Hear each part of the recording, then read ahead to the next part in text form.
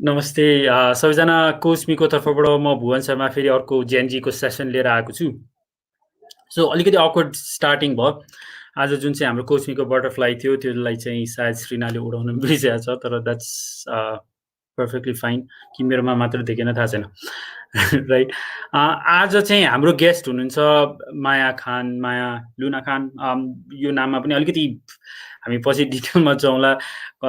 लुना चाहिँ किन, के हो, यसको अर्थ पनि बुझ्न अलि इच्छा लागेकै हो। अलिकति नर्भस एक्साइटेड पनि छु, किनभने मायाजीलाई चाहिँ हाम्रो टिम मेम्बरजीले चाहिँ कन्ट्याक्ट गरेर गर्नुभयो। So I have very little knowledge about who she is, what she does. मैले उहाँको इन्स्टाग्राम चाहिँ अलिअलि फलो गरेको थिएँ, अलिअलि पोस्टहरू हेरेको थिएँ। So I have little bit of an idea, तर त्यति छैन। So it will be very interesting for me as well. So she is a woman from Kathmandu and Milan, and she is pursuing her studies in English literature and creative writing. She is very interested. And involved in world of arts. This is very broad. Also dissect. We'll go into what that actually means. She's also a model and an actress. And she's deeply passionate about Himalayan arts and textiles. So we'll get into that as well. And she's an advocate for eco-friendly hygiene and mindful consumption, which is very interesting. And very relatable topic. So these are her backgrounds. And your introduction, maybe maybe we'll just find out who Maya is from herself. Let's just introduce Maya and let's welcome Maya on the screen, please. Hi. Hello, Hi, everyone. Maya. So, how are you? Yeah, I'm good. I'm really looking forward to this because, as you said, your team member who referred me is my cousin. And so I've heard a lot about this. Nice. Nice. Yeah. अनि मैले जुन introduction दिएको थिएँ, maybe it wasn't justified, अनि how would you introduce yourself? So, I guess मेरो एकदम identity build गर्ने components चाहिँ it's that I'm multinational. So I'm both Italian and Nepali, मेरो heartमा. And I've also lived between both worlds. I've spent time in both places. And so both really feel like home, मेरो लागि. अनि म अहिले चाहिँ भर्खर boarding स्कुलमा high school सकाएर Nepal फर्केको हो. And so I'm sort of beginning to explore the world on my own. And yeah, this stuff.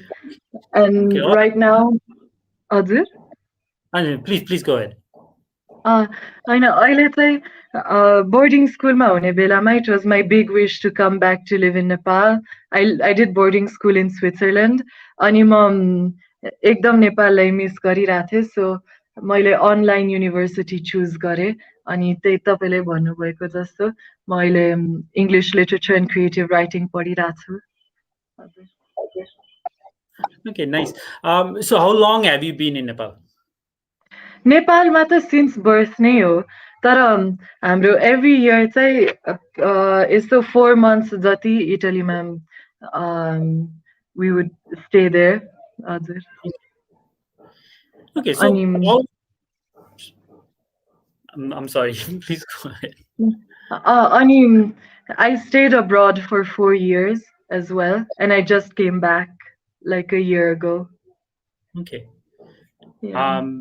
Just before the lockdown, ki?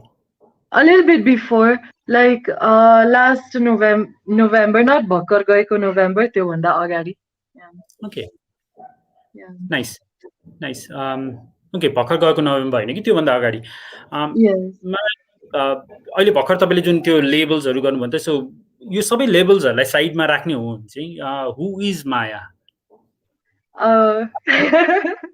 कस्तो गाह्रो प्रश्न. It's खै मेरो लागि Maya is just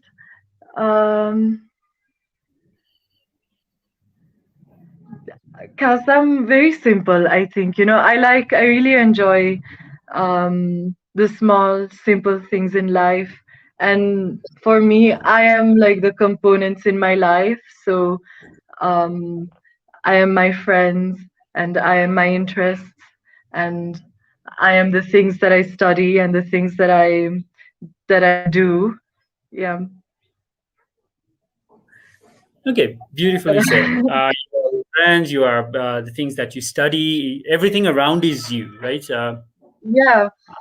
Or I guess I am everything that is around me. It's not the other way around. Yeah. Awesome, awesome. Um, you've also said you're involved in the world of art. Um, what does that actually mean? Yeah, so my mom is deals with Himalayan arts, and so I've always been sort of introduced to this world ever since I was a baby, and I've been made familiar with Nepali, in particular Newari art and higher Himalayan statues, woodwork, and textiles and things like that, and um, so I guess. I'm very interested in that part of the world of the arts more than contemporary. I'm very interested in handmade, ancient techniques of weaving or wood carving. I don't do them myself, I don't do much myself, but I'm interested in watching and learning and collecting. Okay, watching, learning, and collecting. Awesome. Yeah. Um, so जुन यो लकडाउनको period थियो नि त, it was hard on all of us होइन. हामी झन्डै झन्डै 11-12 months चाहिँ we were forced mostly indoors. हामी सबैजना त त्यति इन्डोर्स बसेनौँ होला. So how have you dealt with the lockdown period होइन, अनि how has it helped you, Yeah. the lockdown period? सो मेरो लागि चाहिँ यस्तो घरमा बसेर यस्तो चिल गर्नु चाहिँ गाह्रो लागेन किनभने इट म्याचेस माई पर्सनालिटी एकदम I really enjoy staying at home doing small little like home खालको activities I really enjoy going out as well तर it wasn't heavy for me के धेरै मान्छेको लागि गाह्रो थियो नि यस्तो दिनभरि घर बस्नु तर for me I really found ways of entertaining myself अनि since I have online university that gave me some structure and around that I really reconnected with my body and so I went I did like a lot of movement things such as yoga but also I did like an online one-on-one sort of course called in Italian it's danza sensibile, which translates to sensitive dancing, I guess. But the name doesn't really give it much meaning. It's like a way of moving in some very archaic and primordial shapes. So very like so it really reconnects you with the animal structure that you have, So so that was very powerful for me. Okay, that was very powerful for you. अनि तपाईँले भन्नु पनि भयो कि for your Wait, sorry, you blocked. You're frozen. can you hear Okay, me you're now? back now. Yes, you're back. Alright. मैले त्यो अघि भनिरहेको थिएँ नि इन्टरनेट कनेक्सन प्रब्लम चाहिँ this is what happened. Yeah. मायाजीले चाहिँ अघि भन्नुभएको थियो कि for your personality staying indoors wasn't a big problem, right? Yeah. किनभने So, sorry, go ahead. please. So, as I mentioned earlier, I was in a boarding school for 4 years, and it was ekdam remote khalko boarding school in the middle of the mountains khalko. And so there we had to rely a lot on ourselves to entertain, like to find ways of spending time besides for class and besides for activities. And so त्यति बेला लकडाउनको बेलामा चाहिँ I felt like I could really give time to the things that I enjoy doing, like reading or just or writing or even just not doing much. Sometimes हाम्रो normal life मा चाहिँ I feel like we don't have enough time where we are bored, you know. And so I always find some useful thing in being bored. किनभने it's your own responsibility not to be bored, I guess. So if you're bored, it's like something's asking you, like, so what can you do? What are you not like? What could you be, trying new, or what could you be going back to? You know? So, what could you be going back to? So, basically, what you're telling is, what you're saying is, if I feel bored, it's my body trying to tell me that I need to change something, I need to do something else. Yeah, or maybe there's something that you haven't been doing for a while, like जस्तो म पहिला I used to read maybe one book every 2 days, or I used to be such a fast reader. Every moment I had a book in my hand, and then since university started and since I had more work to do, I completely stopped reading. I think एक वर्षको लागि मैले स्कुलको किताब बाहेक I didn't touch any book हुन्छ नि. And so lockdown ko belama, I I sort of went back to that, and it felt really good because that was such a big part of my personality which was missing.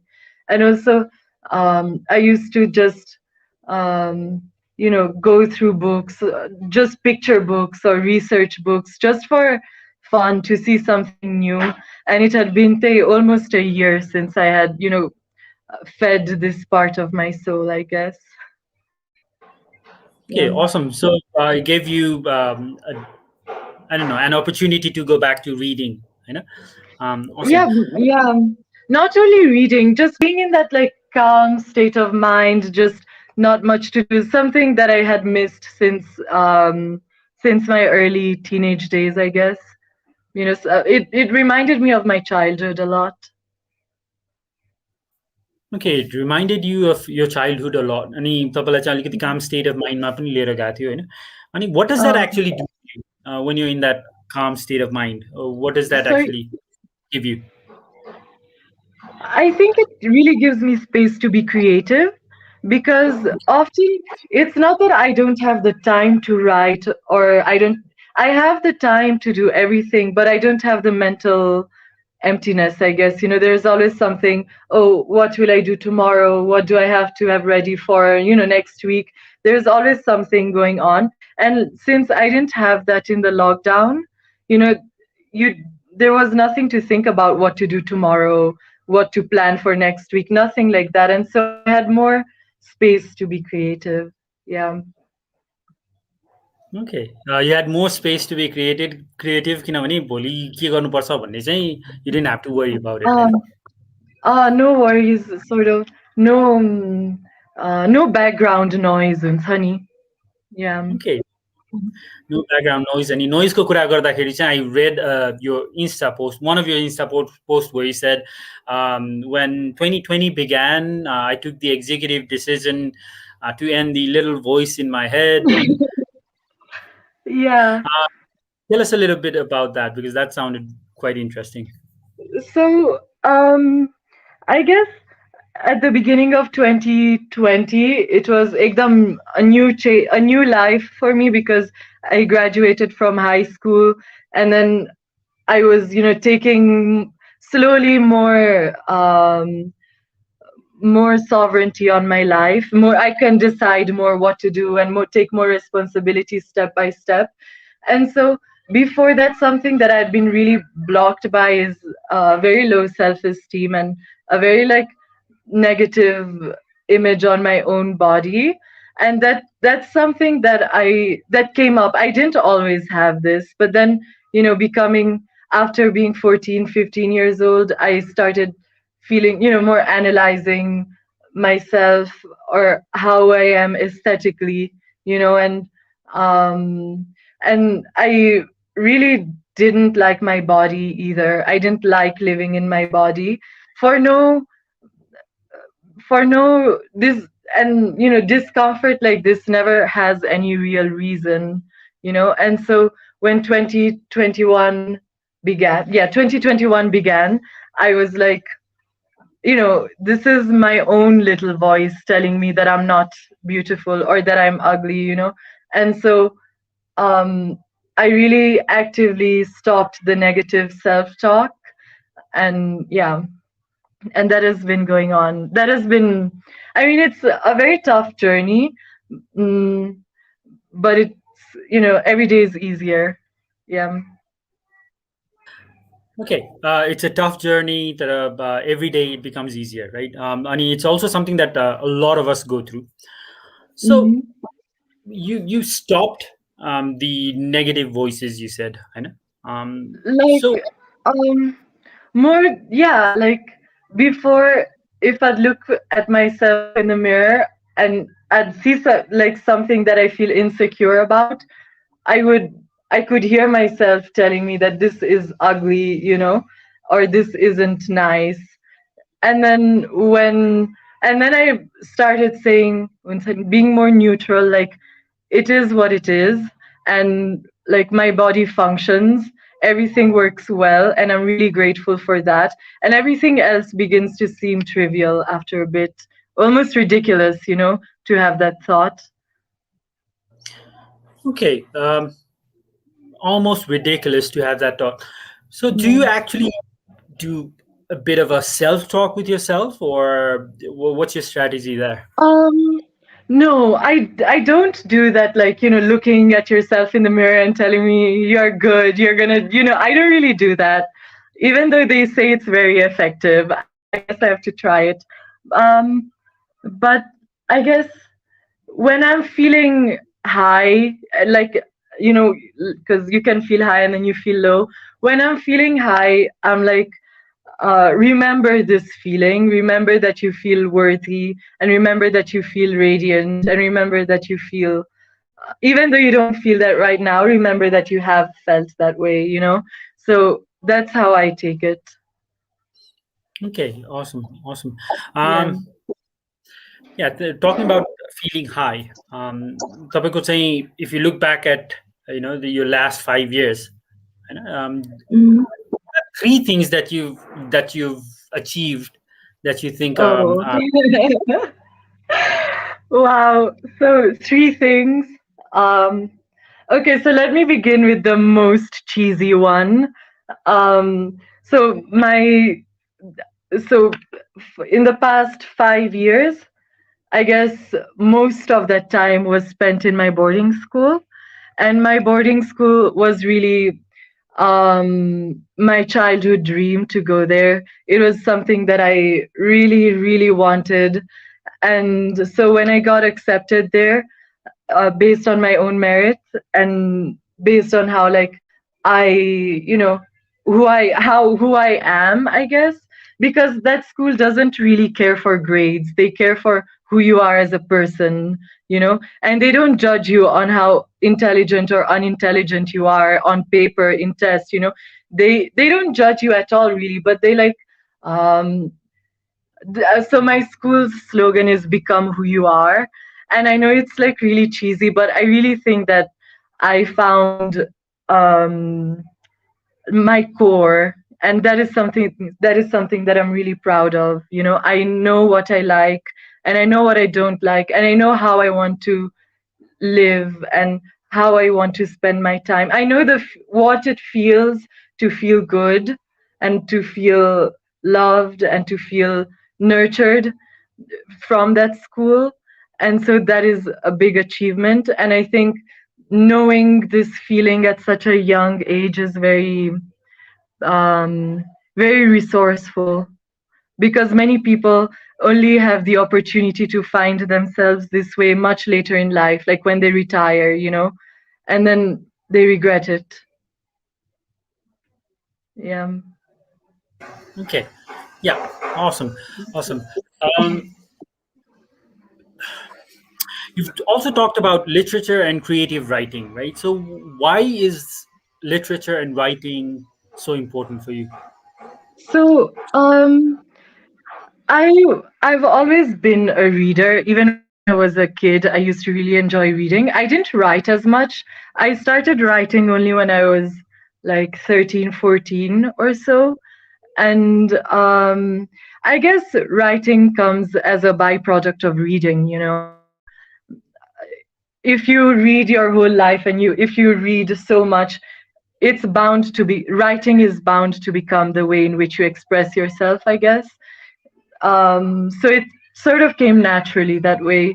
But I guess at some point, especially when in your early teenage years, you really need, you really feel the need to express yourself.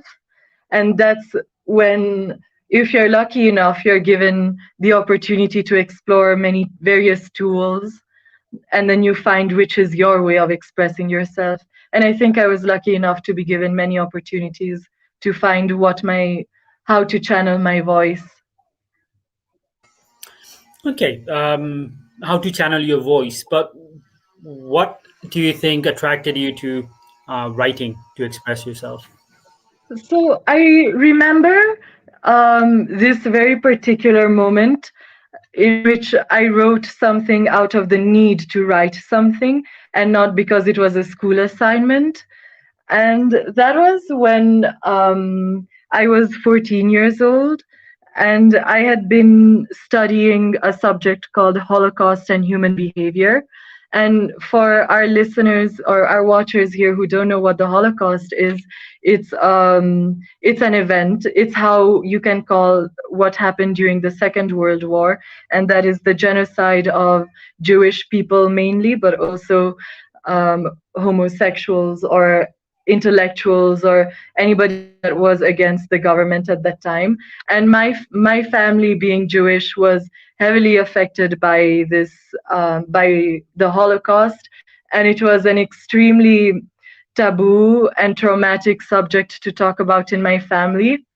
And so taking this course on the Holocaust and on human behavior really like unchained some emotions that were very repressed at that time. And I wrote something that was something like me processing the fact, what happened to my family and what happened to my people in general. And after that, I showed that poem to one of my closest friends, Nara, who's an incredible photographer and artist. And she's a writer as well. And I showed her this poem, and it was the first time I showed anyone something so personal. And she thought that there was something. She thought that um, she was moved by what I had written. And after that, I guess I explored writing more. Yeah.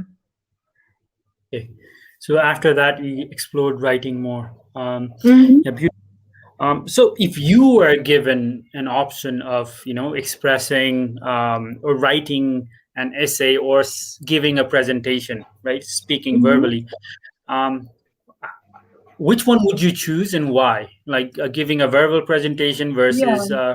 writing.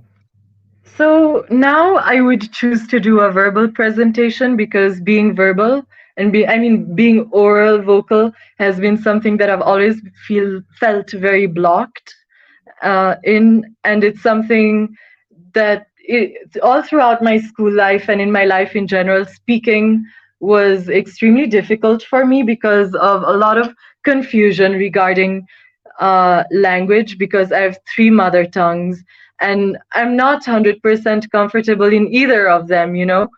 And so speaking is always something very emotional because I make a lot of mistakes in all of the languages that I speak because none of them are mine 100%. I have no language that I can feel as mine.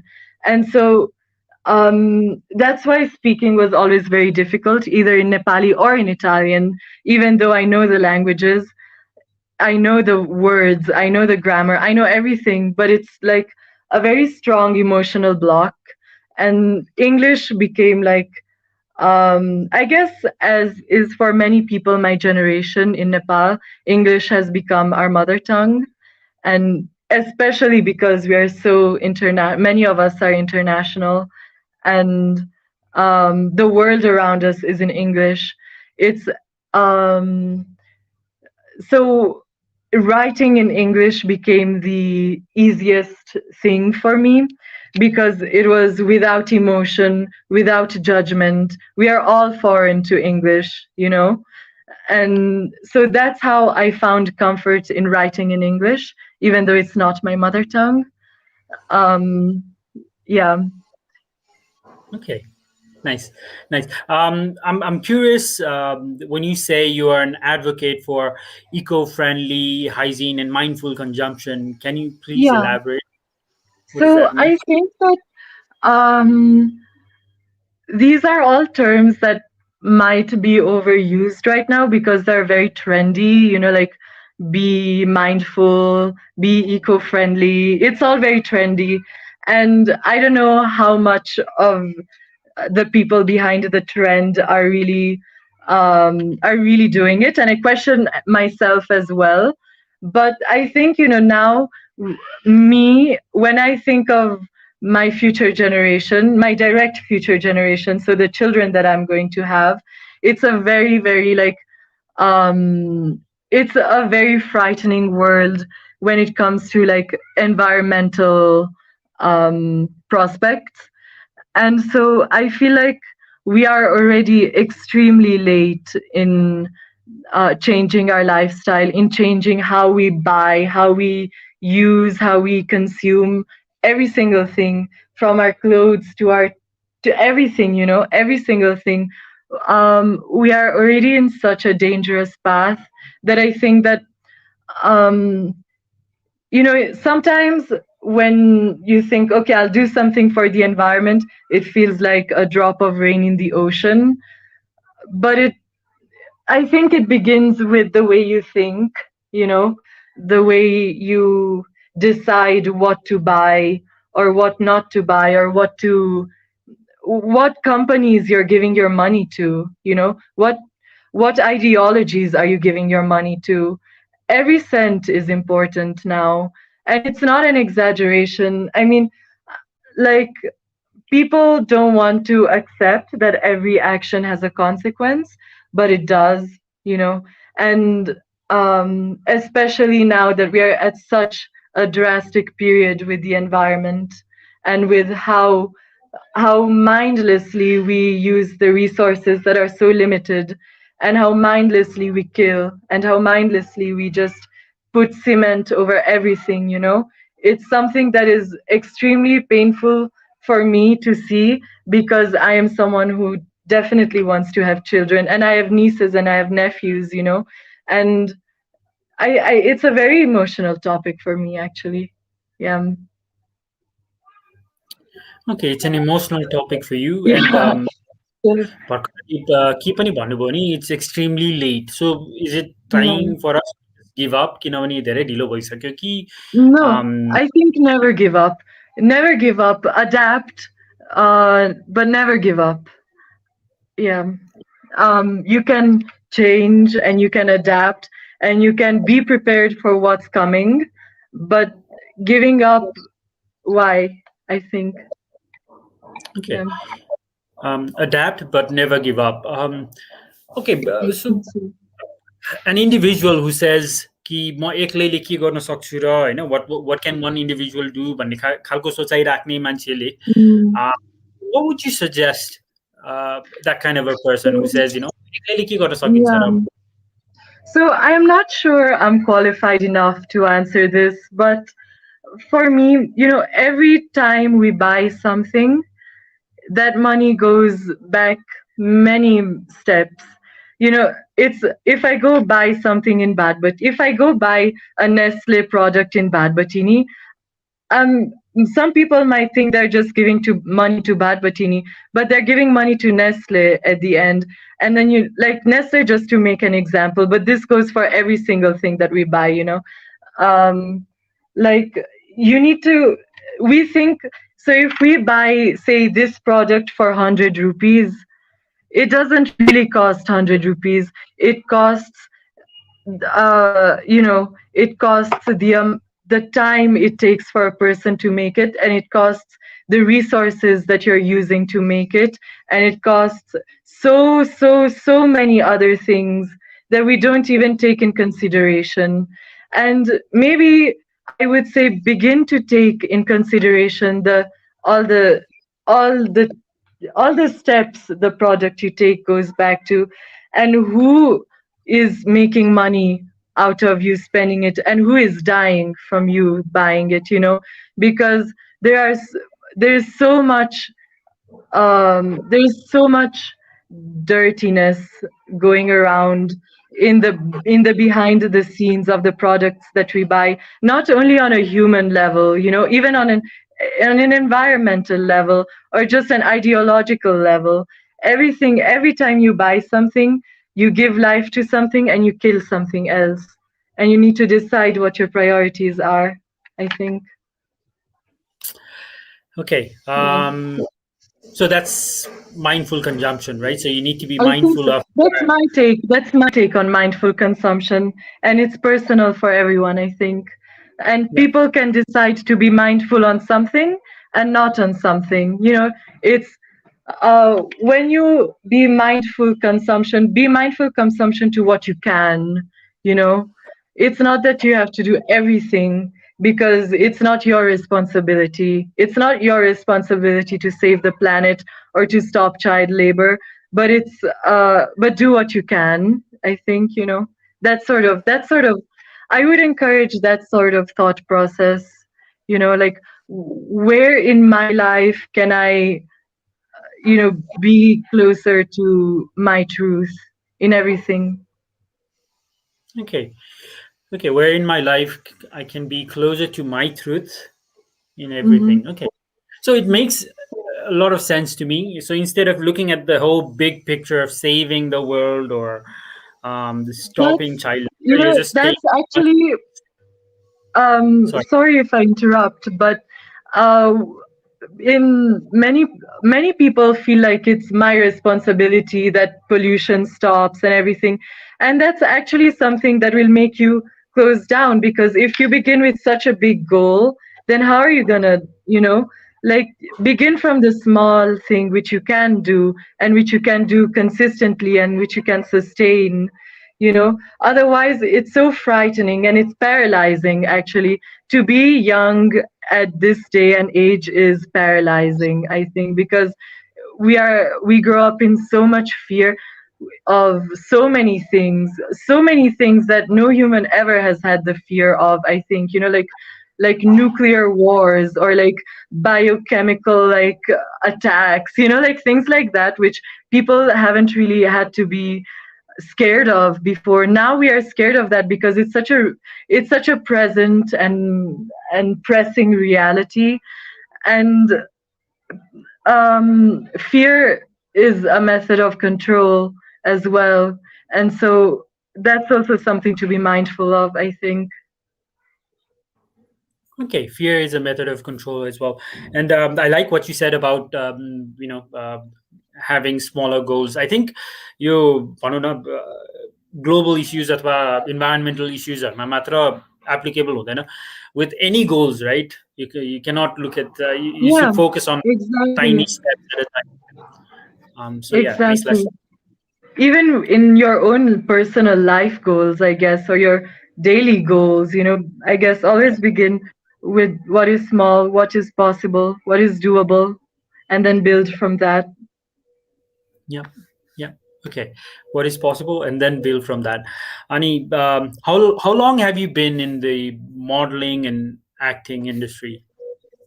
So, professionally, it's been just a year, actually. Yeah. I started Okay, it around February last year with a music video for Phosphenes called Night. And then right after that, the lockdown happened. But thankfully, I still managed to work here and there, even not during the first lockdown, but during the less strict lockdowns.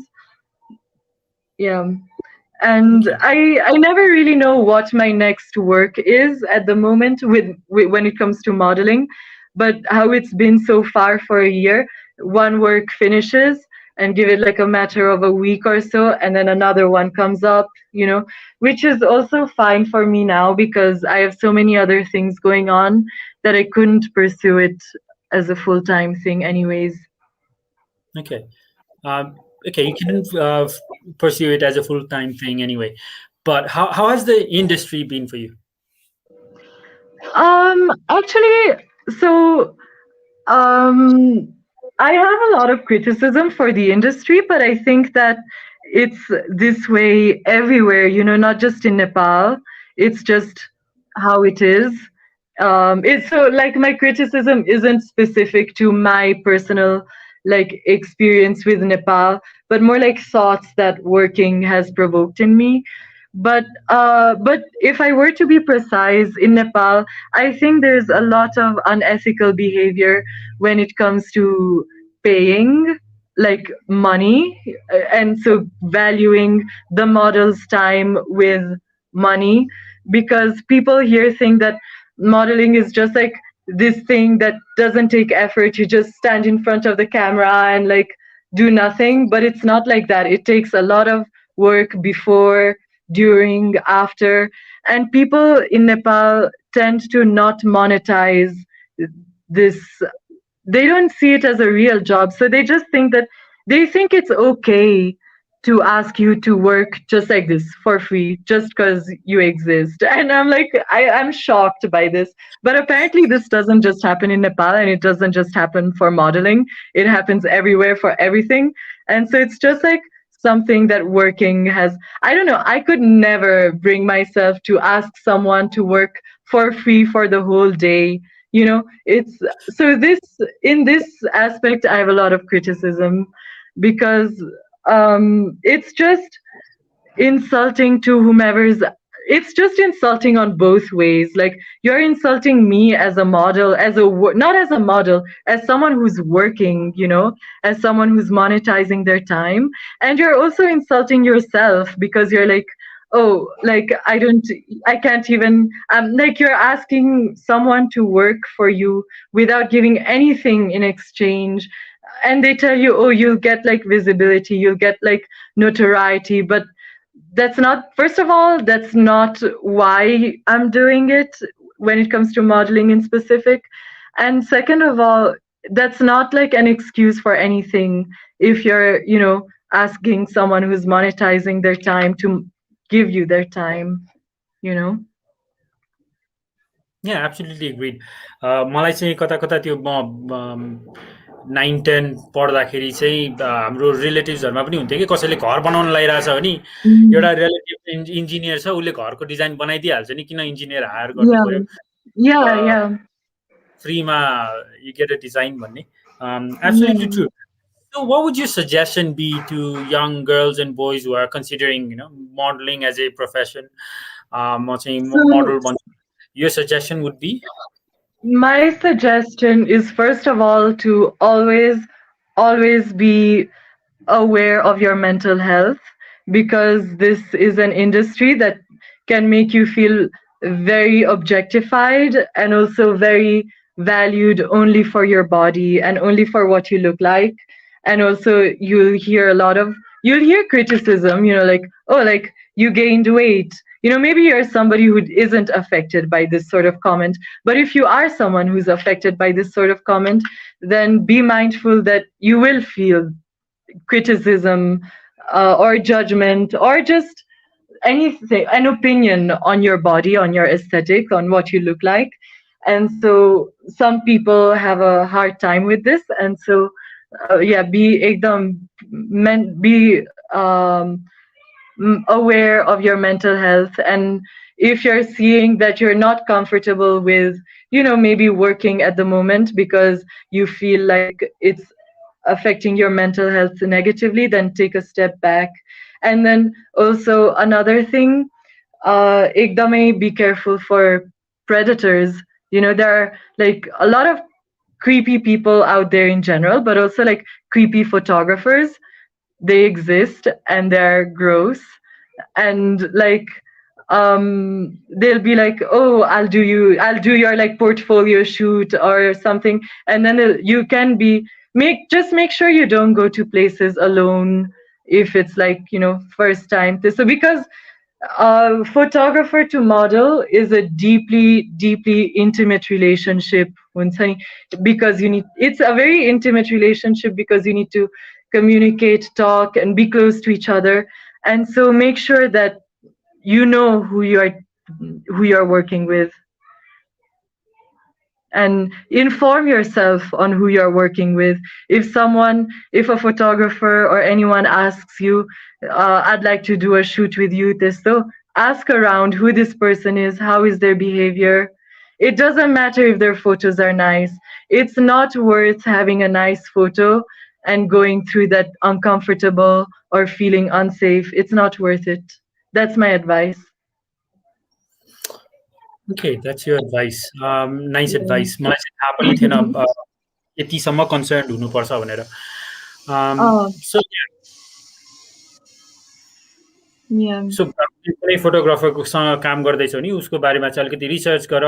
If it's unknown, if it's your friend, if it's like this, if you know who it is, then it's your own decision. But if it's like uh a photographer, maybe even if they have a name, if they're famous, it doesn't mean anything.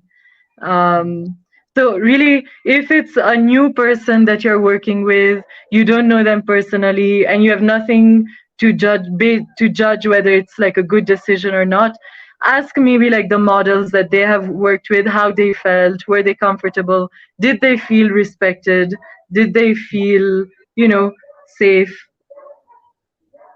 Okay. Yeah. Nice suggestion. Maya, if you could travel back in time and go back maybe 5 or 6 years, maybe be a bit more specific. Let's say you could travel back 6 years. Yeah. Maya of today travels back 6 years and gives life suggestions to Maya of then. Okay. Okay? 6 years ago. So 6 What years ago was 2015, right? 2015, yeah.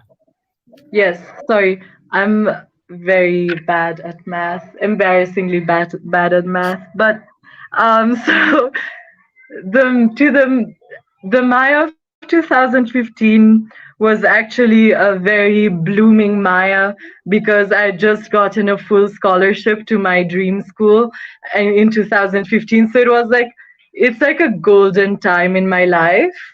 Even though there was the earthquake in Nepal, like 2015 was a year of so much unexpected change, and some of it was very good, like even I got a late acceptance to my dream school that year because of the earthquake, actually,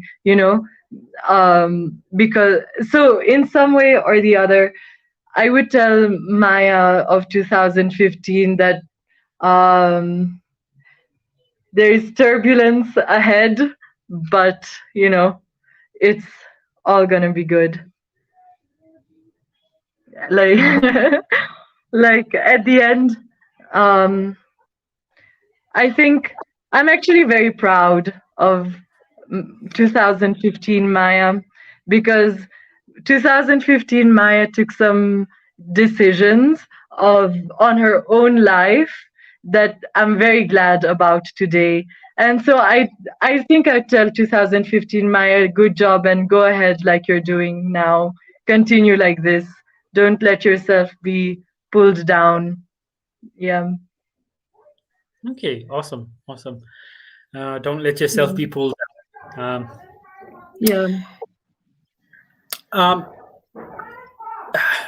All the like everything that you do, from art to modeling to acting and all of that, how are they making you a better person?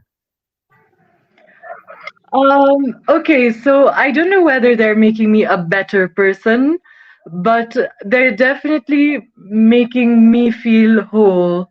They make me feel complete in some way, because um, they're not separate careers or separate interests.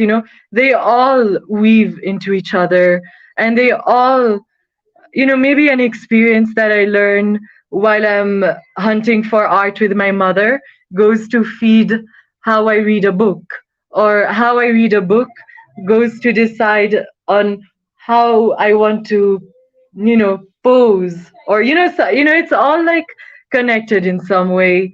Um, and I think they're all deeply connected because I feel so deeply um, alive when I'm involved in when I'm doing these things. I feel very sparked, and um, I sort of forgot the question you asked me. Oh, I got carried away. Uh, that's okay. It happens to me as well. I keep Yeah. forgetting the question I asked. So the question was basically, yeah, whatever you're doing, how is that making Oh you yeah. a How better? are they making me a better person? So they're making me a person. They're not making me a better person. They're just making me a person, I think. you know they're because I don't think I can judge whether I am a better or worse person than I was before, or that I'm ever going to be. But I know that all these things that I do, they make me feel like I am someone that you know that has I don't know, someone who I like to be, because I like the things that I'm involved in, and um they make me feel grounded, and they make me feel like I have something to wake up to do, and like there's always something here and there. And um sorry, I got a message. I hope that didn't distract the audio. um Yeah. So they're making me a person. That's how I would answer it, I guess. Okay, they're making you a person, good or bad, is not I relevant, right? wouldn't know how to judge that. Yeah. Yeah, yeah. Okay, nice. Um, Fairness. What does that mean for you? Fairness. There there are many meanings to that word. There's being fair as in light skinned, or there's being fair as in being someone who can um take many aspects of a situation in consideration, and then when they are fair, they you know they can take level-headed decisions. Being fair is being um, organic, and being um, natural. Being what um, it's seeing how it's finding the middle point that serves all parties good. Being fair, it's not finding a middle point where then someone is unhappy. That is not being fair. Being fair is finding a way to bring everyone on the same uh, on the same field, in a way that everyone feels happy that they're on that field, I think. Okay. All right. So bringing everyone on the same level field, right? So it's fair Yeah, for everyone. finding something that is good for everyone, or that is acceptable by everyone, but without resentment, so that people are happy to accept. They're like, okay, this is good. It might not be 100% what they wanted, but they realize that it's the best thing to do, so that everybody feels like, okay, this is good, you know? Okay. Yeah. Yeah. That makes sense. Yeah. Um, what are some of the things that you find mysterious about life? Some things that I find mysterious about life. Okay, one thing that I've been really finding mysterious, in a good way though, is how is it that every time I feel like I really need something, or I really need an energy or a presence in my life, it just happens. It manifests. It like that is something which I find mysterious. Like I'm at awe in life when like you think something, and you're like, oh, I really wish that I could, incorporate this or this aspect in my life. I wish that, I had like something, maybe that I had time to do this, or I had the opportunity to do this. And then somehow or another, it happens. And that I find extremely mysterious. I think that Wow. it's a lot of my willpower, but it's also like just, I don't know, something mysterious. Yeah. Okay. Willpower and then something mysterious. So, Yeah, um, that combination I really like. Yeah. so it's almost like life giving you what you need and what you want, right? Um, Yeah. Yeah. It's like me realizing what I need and what I want, and then somehow it happens, you know? Yeah. yeah. But that cannot happen if I don't realize what I want or what I need. True, true. Earlier, you talked about focusing on your speaking skills so that you can express yourself better emotionally, right? Hmm. Why is that so important? You think? Um, I think because we live in a time, I don't know if it's always been like this, but I've only been alive now and I can only say how I experience it now. But I feel very distant. I feel very emotionally distant from a lot of the people that I love and a lot of the people that I'm in contact with, but also just with humans in general.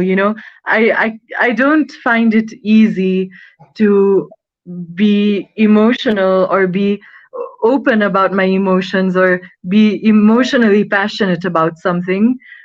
I don't, even though I want to, and even though I think it's the best thing to be, it's something that doesn't come easy to me. And I think it's because I am so used to communicating through text or through email or through something that isn't all face to face.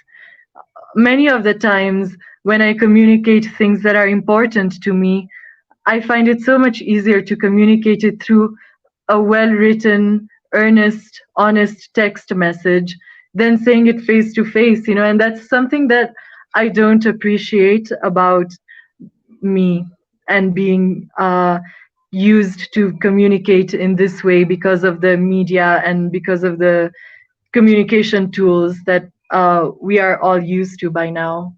Yeah. Okay. And what are some of the things you can do to change that?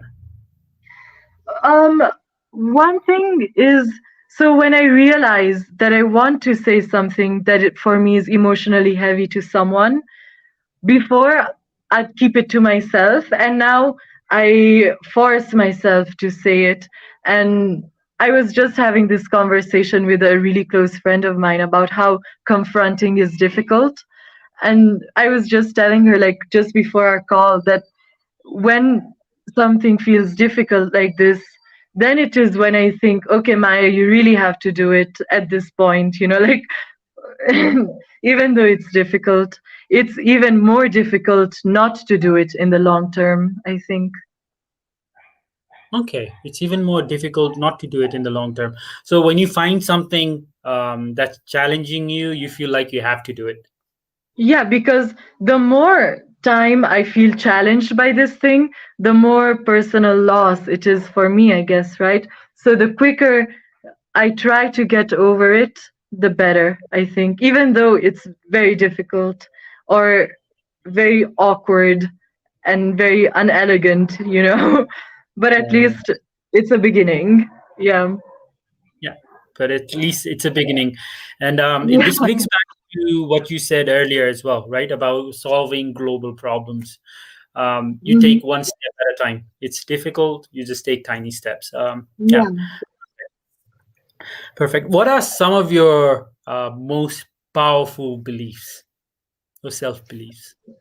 Uh, so I think, everything, well, every action has a consequence, you know, whether be it good or bad or neutral, every action has a consequence. And I try to be actionable in a way that I embrace the consequences that those actions will have, you know. Um, and like another firm belief that I have is that, I mean, this is pretty basic, to be honest, but I try not to do to another person what I wouldn't want to be done to me, you know? And that's how I sort of, it's a very, I mean, it's, most religions actually have this concept. And even though I'm not religious, I still believe in this concept because it's a human concept which people have attached to religion, I think, you know. And so I try to lead my life in that way where I can. Yeah. where you can. Well, yeah, where I'm conscious about it, where I'm conscious about it. You know, some things you do without knowing unconsciously, and but where I am conscious, I try to be this way. Yeah. Okay, you try to be this way whenever you're conscious about it. Mm. You've talked about mindful consumption. What do you spend most of your money on? Something that you can talk about here. If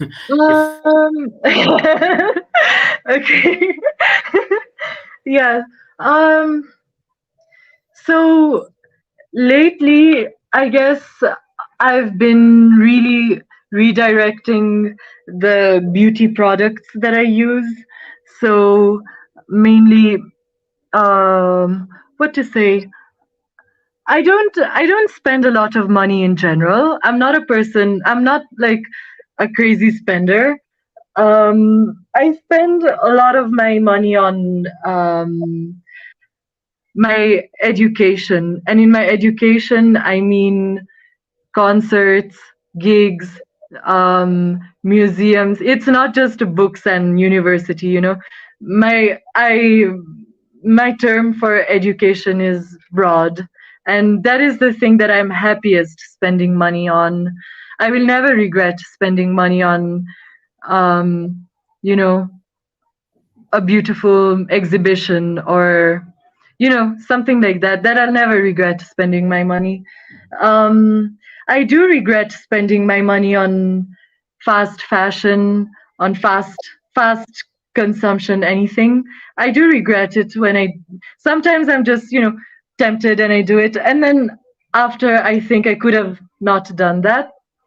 Um, and I spend a lot of money, not a lot, I mean relative, on a lot on my own scale, a lot of money on good food, I guess, food that isn't processed. And sadly, even though it doesn't have any reason, all these like organic things are like they're all unnecessarily overpriced, which pisses me off. But at the same time, I'd rather be spending that slightly overpriced thing than buying a corporate, like, you know, corporate soulless food. Yeah. okay, okay, you basically don't mind spending money on education. You've said you don't regret spending money on education. Why is Hmm. education so high up on your list of priorities? Um, so from my maternal family, my mom's family, I think we are all people who very happily invest on our education and each other's education as well. I think this comes very much from my great grandmother because she was a countryside person from Italy, and so in the 20s. And so she really, I guess she really struggled, to get herself an education, and she really valued that. She really valued the way you nurture yourself, you know. And so even in my grandmother, and then how my grandmother raised her kids, and how her kids raised me and my sister, it they really like prioritize us finding things that we feel passionate about. So my sister is a photographer, and and she's so interested in so many other things. And so also what education is for her is a very broad sense. Maybe a vacation is educative, or you know so yeah, this is a very difficult thing to answer also because both my grandmother, my great grand, all like the women in my family were perceived as beautiful at their time. my grandmother, my sister, everyone, my aunts, my mom, they were all perceived as beautiful. And so my great grandmother always really put pressure in the fact that because you're perceived as beautiful, you have to show that you're something other than your beauty. Because often when you are a person who's perceived as beautiful, they think that that's the only thing that you are. And so it's not easy to show that you're other things as well.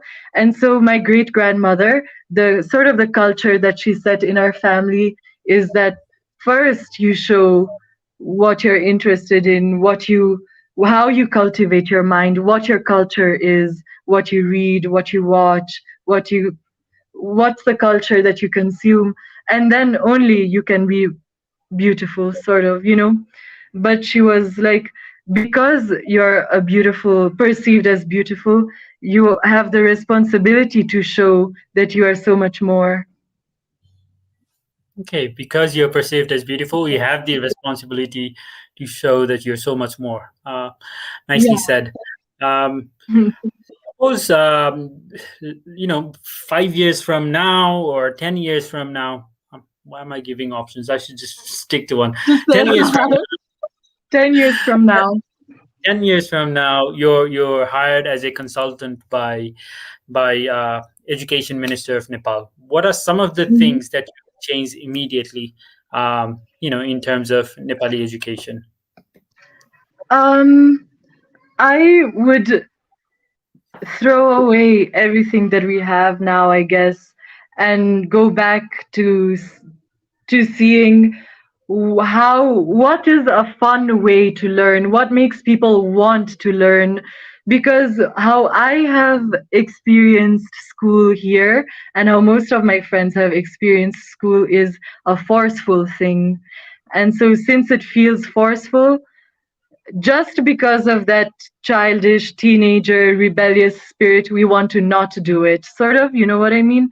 And it's seen as something that we have to do rather than something that we want to do.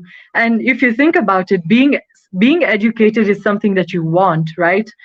You want to be educated, you want to be able to navigate this world, and you want to be skillful, and you want to be able to recognize what you're good at and how to apply that.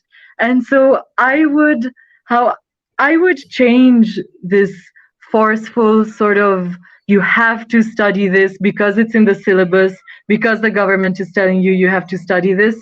I would change it, and I'd try to find an educational system in which it can be more personal and it can be more useful at the end to the student and not as mechanical. Here, I remember that we had to study so many things just by heart, and I didn't see the value of that really, because that wasn't a way which was useful or exciting or anything for me. It was just boring, and I hated it. I hated school, like with my whole heart, even though I love educating myself. And there's such a big difference between that, And so I would tell the education minister to change the method in which things are being taught, change the dynamic. First of all, change the dynamic in the classroom, make a way, find a system in which the teacher is a source, like a golden source of information, rather than this authoritative figure that will hit you if you don't do your homework, That's not who a teacher is supposed to be. And I don't think that most of the teachers that I experienced were qualified to be teachers. Actually, in my experience here, I only had one teacher who I thought was qualified to be a teacher, to be honest. And I don't think my principal was qualified to be a principal either. They were all unqualified. And I'm not saying that they were people without skills. They must have been people with skills. They must have been people with talent. But our education system is set in a way that the teacher isn't allowed or isn't given space to show their skill or to show what they as humans are good at, because they're forced to teach a certain book in a certain way at a certain time without taking in consideration who they are and who the students are. And so that's my biggest criticism. Okay, but if you had to, make a decision, okay, three things, like I'll uh, uh, get rid of this, I'll implement this, I'll get rid of this. So if you had to bullet So, point those, first of all, I'd probably get rid of English medium schools. I think they are the ruin of my generation. I don't know one person who's my age that can make a fluent, comprehensible argument in Nepali without putting a single English word. I haven't seen that in anyone who's been in an English medium school. And that is my biggest shame as a Nepali person, that we didn't do this interview in Nepali. That's my biggest shame. And not only that we didn't do this in Nepali, but that I am not able to do this in Nepali, even though I went my whole life school in Nepal. That's my biggest shame as a student, as a Nepali person, as just just everything. And so English medium schools, I'd just like ban them, because I think it's just obvious why. We are losing so much. We are losing our the ability to express ourselves emotionally in our mother tongue. None of my friends know how to express their emotions in Nepali, and the consequences of that are massive. It's a destruction, I think, and I don't even think I'm exaggerating. It's a social, like, catastrophe at this point. okay, okay, Yeah, it's a social catastrophe. I can actually, yeah, I didn't think about this, but now that you've said it, I see yeah, a lot of younger generations struggle to actually yeah, really convey their feelings when they mm-hmm, speak. I completely agree. yeah, Uh, they're neither Nepali nor English, and it's yeah, exactly. I understand. Yeah, And we yeah, are sort of stuck in this mid language where we use Nepali words and we use English words, and we don't know either of them perfectly. There's no one, like, I think because of English medium schools, at least most of the people I am in contact with are really regretful that they don't know how to speak Nepali as well as a mother tongue should be spoken. I agree because every word I say creates an emotion or a feelings in me, right? So Hmm. if it's not authentic, if it's not coming from yeah, from my core, then it's not going Yeah, to be as effective and it's going to have a exactly. disastrous effect. I agree, but I Yeah, had never thought about this yeah. this way. Because if you think about it, learning at this point, at this day and age, I can see the use of an English medium school some decades ago, but talking about now, there are so many ways to learn English. I feel like for most people who use a phone, English, most people know English just like this. It's just in the air now. We don't need to do our education system in English anymore. We should now, if you think about it, it's the other way around. Before we did English medium schools because we didn't know how to learn English, so this was a good way. But now we don't know how to learn Nepali. So, like, how do we learn? How does someone who is 20, almost 20 years old, who has spoken in English most of their lives, like me, how do I learn Nepali? Like, how do I learn my mother tongue beyond the how do I learn to be emotional in my mother tongue? And it's very difficult at this point in life. So for children, if Nepali, if the subjects are taught in Nepali again, there is still hope, for the future generations, so that our language doesn't isn't lost forever. Languages do die. People forget that languages do die. Latin has died. Sanskrit, who speaks in Sanskrit like this anymore? Who speaks in all these ancient languages anymore? So languages, they are born, they evolve, and they are extinct. And we need to ask ourselves, are we ready to extinguish Nepali language? I am not ready for that, even though I play such a big part in it by not speaking it, you know, by not Okay. speaking it as fluently as I speak English. Okay, by not speaking it as fluently as you speak English. तर यसलाई Mm, किनभने तपाईँले त अब mother टङको कुरा गरिरहनु भएको छ नि त. So in Nepal there are mm, so many different languages, right? So would you yeah. Then say Nepali and Newari or Nepali and Tamang or any other language, Um, or well, each I'm choose their own saying Nepali now because it's just like the official language, I guess. But the same argument goes for whatever you consider your own mother language. I know many Newari friends who regret heavily that their parents didn't teach them Newari, now that they're adults. Yeah. Any language, really. Yeah. I just use Nepali because it's like how the school system, it's either English or Nepali. Yeah. Yeah, exactly.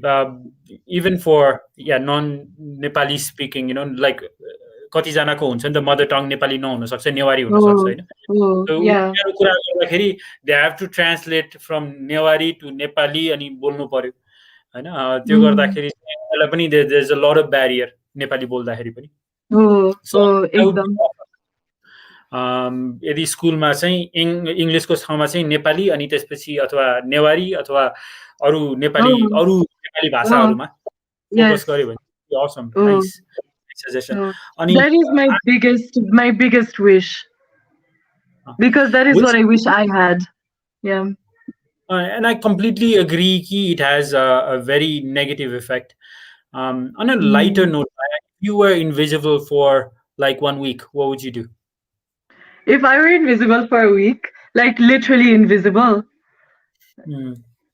um, I would probably go to all those places where I have a hard time going because I don't look Nepali, and people just assume that I'm a foreigner.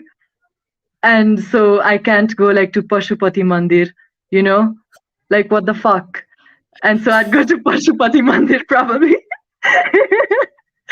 Or to like all those other temples who only people who look Nepali can go in. Okay. Yeah. Yeah. Okay. Fine. मलाई चाहिँ कहाँ अब it's probably not worth it भन्नलाई आइरहेछ, तर I probably shouldn't say that. Yeah. Yeah. हामी सबैजनाको cycle हुन्छ नि त. अघि तपाईँले पनि भन्नुभयो, राइट? यो on high and then you go on a low, right? हामी सबै नेपाली भन्नु ह्युमन बिइङ्सहरू चाहिँ we go struggle with difficult bad times. अनि कतिजनालाई चाहिँ when they go through a low time they can get out of it quite easily, होइन? कोही 5-10 मिनटमा they can bounce back, कतिलाई 2-4 घन्टा लाग्ला, कतिलाई 2-3 दिन लाग्ला. What is your strategy of bouncing back from low feeling or feeling of I'm not Sorry. enough? Can you repeat that? Sorry. Okay, so जब चाहिँ हामी लो फिल गरेर हुन्छ नि त, सो कतिजनालाई चाहिँ 5-10 मिनटमा दे क्यान बाउन्स ब्याक, कतिजना चाहिँ त्यो लास्टको पार्ट मात्रै you froze के. what is your strategy of getting out of that spiral, okay? Where you're of I'm not enough अथवा I'm not good enough? I think I'm still finding a strategy.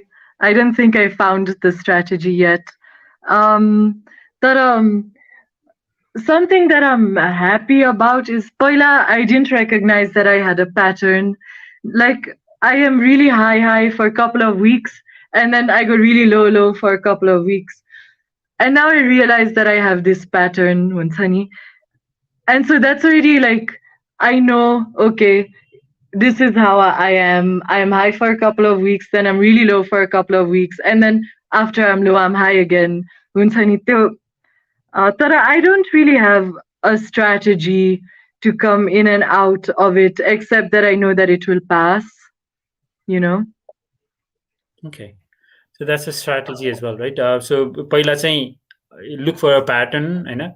We all probably have a pattern, and be more mindful. We probably do. key pattern, key triggers हुन्छ नि, like for example, I know that when I go to visit certain people or when I'm exposed to a certain environment, then I'm triggered into having a couple of days of low moodiness. To be aware of like what makes you go high, what makes you go low. I guess analyze हुन्छ नि, analyze yourself हो एकदम. Okay, analyze yourself. हामी चाहिँ नबिलाएर मैले चाहिँ we took this training together कि जहाँ चाहिँ we had a couple of days of emotional intelligence को क्लासमा थियो कि अनि they advised us to have an emotional journal होइन, एउटा डायरी राख्यो अनि every time you get triggered अथवा you feel low, you write it down कि अनि after a few months you'll kind of see, okay, what's triggering you or what's your pattern. त्यो थाहा पाएपछि चाहिँ Exactly. Yeah. So it's very similar. Nice. जस्तै हो, म पनि अब इमोसनल जर्नल त थिएन, तर I went I saw a therapist every week for 3 years, and now I see another therapist less frequently. But therapyको sessionsमा it's sort of like emotional journal जस्तो, किनभने you go back to think, okay, this happened, why did this happen, what made me react this way, how could I have reacted instead, what should I do, त्यस्तो खालको conversation हुन्छ नि थेरापिस्टसँग. तर तपाईँले भन्नुभएको जस्तो इमोसनल जर्नलसँग you can do the same thing होइन, like don't be afraid to like go inside, I think, even though it's scary. Like even this step by step, everything is step by step. Nice. Everything is step by step. जति सानो स्टेपले त्यति सजिलो हुन्छ, right? So we're at the end. त्यो गर्नु सक्दैन नि. Exactly. एकैचोटि माथिसम्म पुग्नु सक्दैन नि, step by step मात्रै हो. Exactly. So otherwise it'll be too overwhelming, you know. Yeah. So we're at the end of the session. I just have last two questions. One is, how do you deal with failures? Okay? How if things don't go to plan, what do you tell yourself? What do you do? Do you write? Do you sing? Do you dance? Or what's your strategy? I guess my mood is very heavily affected when I fail at something, and my like self-esteem really dips down. And I haven't really found a proper way of dealing with failure, I think, so far. But something that I always try to do, when not only when I failed at something, but when I'm not satisfied or when I know that I didn't do it as well as I could have, I try even there to think why, how, to analyze that as well. I do analyze a lot. I realize talking with you. Okay. I don't know how healthy that is. Yeah. Last question. एकजना चाहिँ भनौँ न गाउँको स्कुलमा चाहिँ you went to visit होइन, अनि a girl of maybe 12-13 years comes and talks to you, अनि उसले भन्यो कि आज दिदी मैले चाहिँ क्लासमा एउटा प्रेजेन्टेसन दिइरहेको थिएँ, अनि प्रेजेन्टेसन दिँदै चाहिँ आई जस्ट फ्रोज, मलाई चाहिँ एकदम हातहरू काम्न थाल्यो, स्पिक, मलाई एकदम डरले चाहिँ नर्भसनेसले आई कम्प्लिटली फ्रोज. अब मलाई चाहिँ प्रेजेन्टेसन भनेपछि मलाई एकदमै डर लाग्छ, अबदेखि म कहिले पनि लाइफमै प्रेजेन्टेसन दिन्न अरूको अगाडि. Oh, that's like me. That 12-year-old girl is me. So I think prepare पहिला, किनभने मेरो लागि पनि प्रेजेन्टेसन भन्ने कुरा वाज मेरो स्कुल लाइफमा सबभन्दा गाह्रो भन्ने हुन्छ नि, क्लासको अगाडि गएर बोल्ने त्यस्तो एकदम गाह्रो मान्थे म. अनि बिस्तारै स्कुलमा चाहिँ एकदम फोर्स गर्थ्यो नि मलाई, यस्तो गर्नुपर्छ, you have to do this भनेर. अनि मैले देखेको चाहिँ अब जति राम्रोसित के भन्छ, नट प्रेजेन्टेसन, प्रिपरेसन जति राम्रो प्रिपरेसन गर्छ त्यति राम्रो हुन्छ प्रेजेन्टेसन पनि। अब तर प्रिपरेसन क्यान बी एनिथिङ। आइम नट जस्ट सेङ कन्टेन्टको प्रिपरेसन, त्यो त छुट्टै कुरा भयो होइन, तर your own preparation, like think suruma, know what you want to say when you go on stage, when you go in front of the class. Be aware where you want to begin and where you want to end up, होइन। अनि बिचमा if यस्तो गडबड हुन्छ, it's just natural जस्तो लाग्छ। as long as यस्तो fridge हुन्छ भने don't think, oh, I'm freezing, त्यस्तो भन्दा पनि like एकदम take a deep breath, होइन, and remember where you are, what you're there for. And presentations, it's fine if you pause, हुन्छ नि, it's fine if you take a couple of seconds to think about what you want to say next. Presentation doesn't mean you have to be like a TED talk komanse or like hunsani just, or like that's not your job. You're not hunsani, like it's okay if you look at your notes, take a break, say just a moment, rather than if you feel like you're forgetting something and you feel like you're almost freezing hunsani, say just a moment, look at your notes baru, and then continue. I think that is something that I do, that I'm trying to do, that I try to do. Yeah. Okay. Something you try to do. So Mayaji, your strategy चाहिँ presentation back अरु कहाँ use हुन सक्छ होला?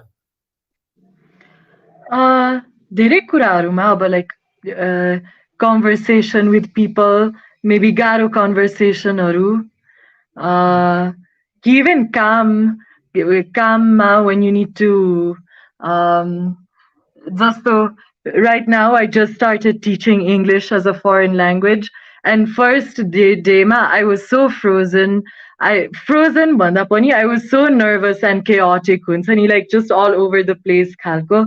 And then for the next day ko class I wrote down like, okay, first I want to do this for 5-10 minutes, then I want to do this, then I want to do this. And I was still very nervous and chaotic. I'm not saying I wasn't nervous and chaotic, but it was a bit better. And I think this started, you know, like this so khalko scenarios, ma'am. Awesome. Thank you, Mayaji.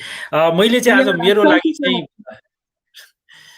मेरो लागि चाहिँ biggest lesson भने चाहिँ you tend to chunk everything down, हैन, ठुलो पिक्चरलाई you break it down.